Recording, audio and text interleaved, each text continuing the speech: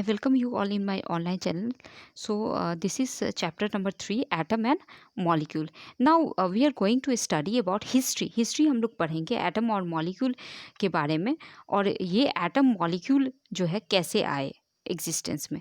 तो सबसे पहले हम ग्रीक और इंडियन फिलोसोफर के पास जाना चाहेंगे, जो कि 500 BC की बात है, जब कन्नर मुनि जो थे उन्होंने कहा कि उन्होंने एक पॉस्टुलेट दिया, और उसके अकॉर्डिंग क्या होता था कि जो मैटर है उसको अगर हम लोग डिवाइड करते हैं तो डिवाइड करते करते एक ऐसा हमको सब्सटेंस मिलता है, उसका फर्दर डिवाइड नहीं कर सकते हैं, और उस सब्सटेंस को उन्होंने कहा परमाणु। अब उसी के साथ दूसरे फिलोसफर भी आए, और इंडियन फिलोसफर जिन्होंने कहा कि ये जो पार्टिकल है, ये जो सबसे छोटा पार्टिकल है जिसको डिवाइड नहीं कर सकते, उसका डिफरेंट कॉम्बिनेशन से डिफरेंट तरह का मैटर हमें मिलता है। तो दुनिया में जितनी भी चीज़ें हैं वो मैटर से बनी हुई है, और ये जो मैटर जो डिफरेंट फॉर्म ऑफ मैटर है, ये पार्टिकल के अरेंजमेंट पे डिपेंड करते हैं। तो अब ये मैटर है क्या? तो मैटर ऐसी चीज़ें हैं जो जिनके पास मास है, वॉल्यूम है, और वो किसी भी सेंस ऑर्गन से, हमारे किसी भी सेंस ऑर्गन से जो है महसूस किए जा सकते हैं। तो उनको कहा जाता है मैटर। अब उनको ये जो इंडियन जो फिलोसफर थे, उन्होंने नाम दिया परमाणु। अब ग्रीक फिलोसफर जो कि डेमोक्रिटस से लूसिपस थे, तो ये इन्होंने क्या कहा, ये फिलोसफर थे। फिलोसफर जो कि जो अपनी बात थिंकिंग पे कहते हैं, ना उनका कोई एक्सपेरिमेंटल प्रूफ होता है, तो ये अपनी सोच के आधार पे बातों को कहते हैं। तो उन्होंने ये सोच फिर से एक जो है पोस्टुलेट दिया, और कहा, इन्होंने सजेस्ट किया कि जो भी इंडिविजुअल पार्टिकल है वो कैसा है, अगर मैटर को हम डिवाइड करते हैं तो एक एक ऐसा पार्टिकल मिलता है जो जिसका फर्दर डिवीज़न नहीं होता है, और उसका नाम दिया, जो ग्रीक लैंग्वेज में होता था, इनडिविजिबल का एक वर्ड यूज़ होता था, जिसका जो वर्ड था एटम। और ये एटम जो है उस टाइम से अभी तक हम लोग यूज़ कर रहे हैं, इसका कुछ चेंज नहीं हुआ है। फिर 18th सेंचुरी की बात आई, जो इंड के 18th सेंचुरी में क्या हुआ कि बहुत सारे साइंटिस्ट इस खोज में लग गए, मैटर के बारे में या एलिमेंट और कंपाउंड पे बहुत कुछ जो है डिस्कवरी आई। तो यहाँ के बाद इसके बाद जो एक्सपेरिमेंटल दौर शुरू हो गया। तो एक जो है लावोइजर जो थे, साइंटिस्ट थे, उन्होंने एक जो है फाउंडेशन दिया केमिकल साइंस का। और कैसे फाउंडेशन दिया, उन्होंने एक दो लॉ जो है, इम्पॉर्टेंट लॉ जो थे केमिकल कॉम्बिनेशन के, उसको उन्होंने दिया। अब ये लॉ ऑफ केमिकल कॉम्बिनेशन के जो, और ये लॉ दिए गए एक्सपेरिमेंट के आधार पे लावोइजर और प्रोस्ट के द्वारा। तो फर्स्ट लॉ है law of conservation of masses. Law of conservation of masses. अब ये law of conservation of masses क्या करता है कि मास हमेशा कंजर्व रहता है केमिकल रिएक्शन में। तो यहाँ पे दो सेट ऑफ केमिकल हम लोग लेते हैं, कॉपर सल्फेट और सोडियम कार्बोनेट, दूसरा बेरियम क्लोराइड और सोडियम सल्फेट, और फिर लीड नाइट्रेट और सोडियम क्लोराइड। ये सब सारे केमिकल हम लोग लेते हैं सेपरेटली। अब ये क्या करेंगे हम लोग, जो है 5% सॉल्यूशन बनाएंगे, और 5% सॉल्यूशन क्या करेंगे हम लोग 10 ml वाटर में डाल के, ये कॉपर सल्फेट को 10 ml में डालेंगे, फिर सोडियम कार्बोनेट को 10 ml में, और इस तरह हम लोग 5% सॉल्यूशन बनाएंगे। अब उसमें से क्या करना है, लिटिल अमाउंट ऑफ सॉल्यूशन जो वाई का रखना है वो कॉनिकल फ्लास्क में, और इसमें वाई सॉल्यूशन रखना है, वाई का कोई भी सॉल्यूशन, और जो है एक्स का सॉल्यूशन रखना है आपका जो है इग्निशन ट्यूब में। अब इसको जो है धागे से बांध देना है, ताकि हम लोग जो है अ, अ, इसको कंट्रोल कर सकें, और इस इग्निशन ट्यूब को। अब उसके बाद जो कॉनिकल फ्लास्क के ऊपर कॉर्क लगा देना है, ताकि कोई भी चीज़ ना अंदर से बाहर जा सके और बाहर से अंदर नहीं आ सके। अब हम धीरे से इस दोनों को मिलाएंगे, और मिलाने के बाद जो है कुछ केमिकल रिएक्शंस होंगे, और केमिकल रिएक्शंस के बाद हम दोनों का मास देखेंगे। पहले भी मास देख लेंगे, मास दोनों का जो भी मास होगा पहले हम लोग नोट डाउन कर लेंगे रिएक्शन से पहले, और जब रिएक्शन होगा उसके बाद मास देखेंगे, तो हम ये पाएंगे कि जो ये मास है वो क्या होंगे कि दोनों को ऐड करके जितना मास मिलेगा उतना हम लोगों को मास जो प्रोडक्ट का मिलेगा, मान लो कि एक्स प्लस वाई ये दिया जेड, एक्स और वाई मिल गया और ये क्या दिया, जेड दिया। तो ये क्या हो गया, जेड क्या है, प्रोडक्ट है दोनों का, दोनों कंबाइन किया और उसके बाद कुछ प्रोडक्ट मिला। तो ये जो प्रोडक्ट है और ये क्या हो गया, रिएक्टेंट जो जिन्होंने केमिकल रिएक्शन में पार्टिसिपेट किया। तो प्रोडक्ट का जो मास होगा वो दोनों के मास के बराबर होगा। दोनों के मास को प्लस करने के बाद इसका मास जो है इक्वल टू दैट मास होगा। तो ये था chemical law of conservation of masses. और एक और किसी लिए लगाया गया था क्योंकि कोई भी चीज़ अगर कॉम्बिनेशन होती है तो कोई भी चीज़ जो प्रोडक्ट बनता है तो प्रोडक्ट में से कुछ भी चीज़ बाहर नहीं जा सके ताकि वो सही मास दे सके, इसीलिए ये किया गया था। अब लॉ ऑफ कांस्टेंट प्रोपोर्शन आया। लॉ ऑफ कांस्टेंट प्रोपोर्शन में क्या हुआ कि बहुत सारे कंपाउंड जो थे वो दो से ज़्यादा एलिमेंट से बने हुए थे। और कभी-कभी क्या होता था कि एक ही कंपाउंड बहुत सारे एलिमेंट से, सेम एलिमेंट से बना होता है। जैसे अगर हम लोग लेते हैं वाटर H2O और S2O2, आप देख सकते हैं कि ये जो है वाटर में हाइड्रोजन ऑक्सीजन है और H2O2 में जो है हाइड्रोजन पेरोक्साइड में भी हाइड्रोजन ऑक्सीजन है। उसी तरह CO2 में कार्बन ऑक्सीजन है, उसी तरह कार्बन और कार्बन मोनोक्साइड में भी कार्बन ऑक्सीजन, लेकिन दोनों अलग तरह के कंपाउंड है। देख सकते हैं वाटर जो है H2O है जिसको हम लोग यूज़ करते हैं और S2O2 जो है हम लोग जनरली जो है वाटर की तरह नहीं यूज़ कर सकते हैं।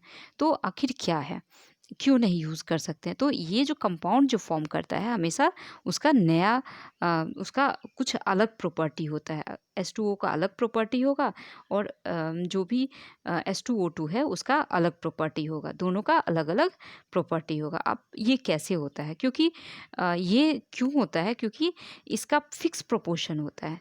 जैसे वाटर में फिक्स प्रोपोर्शन हाइड्रोजन ऑक्सीजन का होगा और हाइड्रोजन का होगा 1 और ऑक्सीजन का जो होगा 8। तो ये फिक्स प्रोपोर्शन में पाया जाता है। जैसे हाइड्रोजन का मास हो गया 2 और ऑक्सीजन का मास हो गया 16, अगर आप देखोगे मास के अकॉर्डिंग। और जब इसको सिंपलेस्ट रेशियो में बदलते हैं तो 2 दोनों में आ रहा है, 2 का ये मल्टीपल है तो हम लिखेंगे 1:8।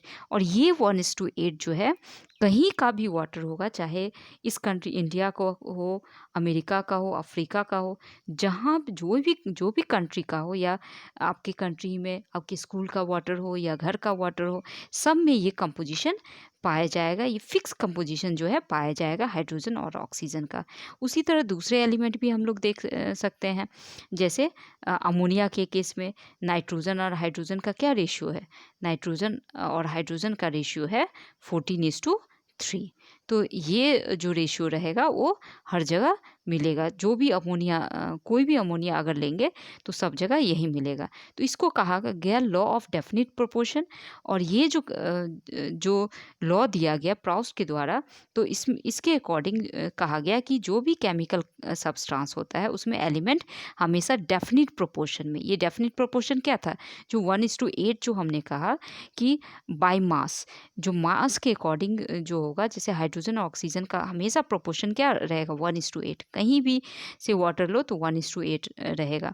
तो ये हमेशा डेफिनिट प्रोपोर्शन में रहेगा और इसी को कहा गया law of definite proportion, law of constant proportion. तो ये जो होगा वो लॉ ऑफ डेफिनिट प्रोपोर्शन होगा। तो यही था लॉ जो कि बहुत इंपॉर्टेंट है और इसको हमेशा पूछा जाता है। जैसे मास में क्या था, law of conservation of mass, mass neither be created not be destroyed in a chemical reaction. न मास जो है कहीं से आएगा, ना बनेगा, न लॉस होगा मास का, न गेन होगा केमिकल रिएक्शन में। तो ये था आपका लॉ ऑफ, ये दोनों लॉ थे, law of chemical composition, law of conservation of mass and law of constant proportion. अभी 2 लॉ जो दिए गए थे जिसके बारे में हम लोगों ने पढ़ा, ये एक्सपेरिमेंट के बाद दिया गया था लाइवेजर और प्रोस्ट के द्वारा। तो इस 2 लॉ के अंदर में law of conservation of mass and law of constant composition जो हम लोगों ने पढ़ा है, डेफिनिट प्रोपोर्शन भी कहा जाता है इनको, तो ये आते हैं। अब जो नेक्स्ट जो था, पहले हम लोगों ने हिस्ट्री पढ़ा कि बोला कि नहीं, मैटर जो है वो किससे बना हुआ है, एक छोटे से पार्टिकल से बना हुआ है जिसको हम डिवाइड नहीं कर सकते हैं, और इसका नाम दिया एटम। अब दूसरी बात आई जो प्राउस्ट और लावेजर ने दिया, 2 लॉ दिया कि केमिकल कॉम्बिनेशन जो है किस तरह होता है, किस 2 लॉ को फॉलो करता है। तो ये सारी चीज़ें थी। अब यहाँ पे जो है ये लॉ का जो ये प्रॉब्लम था साइंटिस्ट का उस टाइम में कि इसका एक्सप्लेनेशन कैसे दिया जाए। एक्सपेरिमेंट से उन्होंने प्रूव कर दिया कि हाँ, ये ऐसे होता है, लेकिन प्रॉपर एक्सप्लेनेशन कैसे दिया वो भी उस टाइम में। तो उसके लिए जो एक ब्रिटिश केमिस्ट आगे आए जिनका नाम था जॉन डाल्टन। इनकी जो स्टोरी है काफ़ी इंटरेस्टिंग है, जो कि यहाँ पे दी हुई है आपके बुक में। जो ये कहा गया कि जॉन डाल्टन जो थे वो क्या थे, बहुत ही पुअर वीवर्स फैमिली से बिलोंग करते थे, और इनका 1766 में बर्थ हुआ था। और उसके बाद 12 साल की एज में, you can imagine 12 years at the age he become teacher, और 19 ईयर्स में after 7 years he become principal. आप समझ सकते हैं कि 19 साल का प्रिंसिपल जिस स्कूल में होगा, और क्यों ये प्रिंसिपल बने, क्या इनमें क्वालिटी थी। तो उसके बाद उन्होंने 1793 में मैथमेटिक्स जो है मैथमेटिक्स पढ़ाना शुरू किया। मैथमेटिक्स फिर फिजिक्स केमिस्ट्री कॉलेज में पढ़ाना शुरू किया, और बहुत सारा लाइफ इनका बाद में क्या हुआ कि उन्होंने रिसर्च किए, टीचिंग किया, और उनके ज़िंदगी में जो मेजर जो जो बहुत बड़ा जो क्या कह सकते हैं, बहुत ही अच्छा पल आया जब उन्होंने 1808 में एक एटॉमिक थ्योरी को प्रेजेंट किया, जो उनके लिए टर्निंग पॉइंट हुआ। अब अब इनके बारे में थोड़ा सा ये इन्होंने क्या कहा, तो इन्होंने एक बेसिक थ्योरी दिया नेचर ऑफ मैटर के बारे में। और नेचर ऑफ मैटर जो था, उन्होंने वही आइडिया लिया कि जैसे कन्नर मुनि ने कहा था या डेमोक्रिटस ने कहा था, उसी चीज़ को लिया उन्होंने। एटम, जो कि एटम क्या होता है कि स्मॉलेस्ट जो है पार्टिकल होता है मैटर का, और जो कि उन्होंने दोनों लॉ को भी जो लॉ ऑफ केमिकल कॉम्बिनेशन थे उसको भी उसको बेस माना, और उसका एक्सप्लेनेशन प्रोवाइड किया कि आखिर ये 2 लॉ जो थे वो क्यों लॉ ऑफ कंजर्वेशन को फॉलो किया। आखिर क्यों जो मास जो होता है केमिकल कॉम्बिनेशन के टाइम में लॉस नहीं होता है, ना गेन होता है। और आखिर क्यों एक डेफिनिट प्रोपोर्शन जो होता है वो हमेशा जो भी एलिमेंट जहाँ भी कंपाउंड बनेंगे तो एक डेफिनिट प्रोपोर्शन में कंबाइन करेंगे एक पर्टिकुलर कंपाउंड बनने के लिए। तो इसके लिए उन्होंने कुछ जो है एटॉमिक थ्योरी दी जिनका नाम था डाल्टन्स एटॉमिक थ्योरी। और ये क्या है उसको हम लोग देखते हैं। तो उन्होंने वही बात कहा कि जो एलिमेंट कंपाउंड होते हैं जो बने होते हैं छोटे से एटम से। और इनके पोस्टुलेट के अकॉर्डिंग क्या था कि मैटर जो बना होता है एक छोटे से पार्टिकल से बना होता है, जो कि हम लोग ने देख लिया है कि मैटर किससे बना हुआ है, छोटे पार्टिकल से, और जिसका नाम है एटम। और वही जो है केमिकल कॉम्बिनेशन में पार्टिसिपेट करता है, जिससे जो मैटर जो है जिस चीज़ से बना हुआ है छोटे पार्टिकल से जिसका नाम है एटम, वही केमिकल कॉम्बिनेशन में पार्टिसिपेट करेगा। अब ये जो एटम जो होगा उसको वही चीज़ बोला जो कि डेमोक्रिटस ने कहा था कि इसको हम लोग जो है डिवाइड नहीं कर सकते हैं, और इसको ना बना सकते हैं ना उसको डिस्ट्रॉय कर सकते, ख़त्म कर सकते हैं। जितने भी एटम होंगे एलिमेंट के वो सारे आइडेंटिकल होंगे मास में और केमिकल। अगर सोडियम एलिमेंट अगर लेते हैं या कोई भी आप पीरियोडिक टेबल का कोई भी एलिमेंट उठा लो, उसके जो एटम होंगे उसके मास और केमिकल प्रॉपर्टी सारे के सेम होंगे। और जो भी एटम, अगर मान लो कि हम हाइड्रोजन एक एलिमेंट लेते हैं और ऑक्सीजन एलिमेंट लेते हैं, तो दोनों के जो एटम होंगे वो एक दूसरे से डिफरेंट होंगे in mass and then in chemical properties.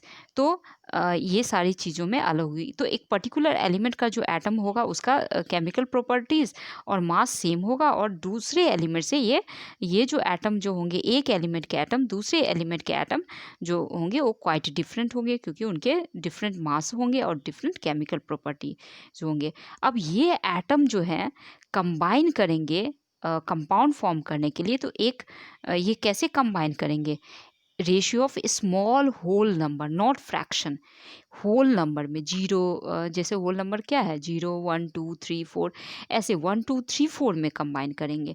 अगर ये एटम है पूरा, ना कि फ्रैक्शन, थोड़ा सा ये कंबाइन कर दिया, ये छोड़ दिया, तो ये पूरे एटम कंबाइन करेंगे, ना कि पार्ट में कंबाइन करेंगे। तो एक या तो पूरा एटम, एक या दो एटम, नहीं तो ये जो है 1.5 या 1.2 या 2.5 इस तरह का नहीं होगा, पूरा एटम कंबाइन करेगा। उसके बाद जो भी रिलेटिव नंबर और जो भी एटम होंगे वो हमेशा कंपाउंड में कांस्टेंट होंगे, जो कि किसके द्वारा दिया गया था?